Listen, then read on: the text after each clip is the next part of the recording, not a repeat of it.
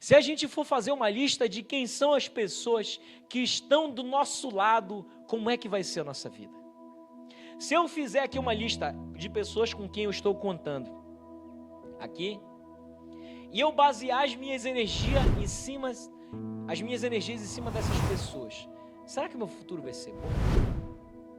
Será que vai ser ruim? Eu garanto a seguinte coisa: se alguém me coloca numa lista, eu quero fazer a diferença naquela lista, amém? Eu quero fazer a diferença naquela lista. Mas às vezes tem lista que a gente faz de pessoas que a gente está contando que nos causam dano. Mas o pior de tudo é que esse dano muitas vezes ele vem de pessoas muito próximas de nós, pessoas dentro da nossa família. E ninguém melhor para começar essa série de sermões falando de recomeço do que falar de um homem chamado José, o José do Egito. Foi um homem que teve que se especializar em fazer recomeços. Ele passou por situações difíceis. Quantos conhecem a história de José aqui? Todos conhecem? Bem, alguns talvez não conheçam tanto.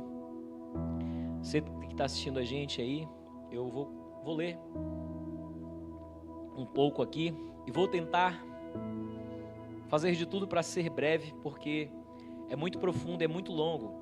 A história de José é uma das maiores histórias que tem no livro de Gênesis. E eu quero te dizer que José, filho de Jacó, a Bíblia diz que ele era filho da sua velhice. E nada mais, nada menos que ele era filho de um homem que carregava uma identidade de um Deus que se fez no meio do povo, e até então ninguém conhecia o nome desse Deus. Você sabia disso? No livro de Gênesis, no capítulo 37, a gente vai conhecer um pouco da história de José. E até então Deus havia se manifestado para um homem chamado Abraão. Deus começou a falar com Abraão, seu filho Isaque e depois Jacó. E todos conheciam o Deus dos hebreus como o Deus de Abraão, Isaque e Jacó. E esse homem, ele era filho de Jacó. Ele trazia consigo essa herança. Ele dizia: o Deus do meu pai, do meu avô e do meu bisavô, né? Enquanto a gente diz o Deus de Abraão, Isaque e Jacó, ele dizia: o Deus do meu bisavô, do meu avô e do meu pai. Olha que bênção. Então ele carregava aquilo com ele, ele sabia que existia uma promessa com ele. E Deus começou a entregar sonhos para esse menino. Começou a entregar sonhos para ele. E os sonhos dele eram tão grandes, sonhos tão grandes, que esses sonhos incomodavam. Quantos sonhos grandes você tem que incomoda alguém?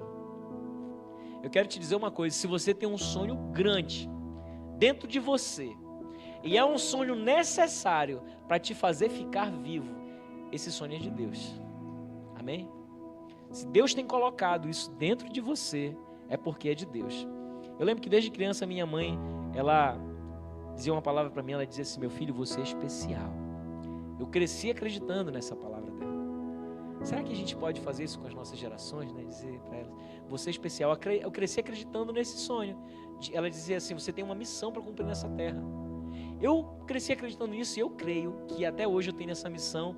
E eu creio que eu, junto com você, estamos realizando essa missão. Amém?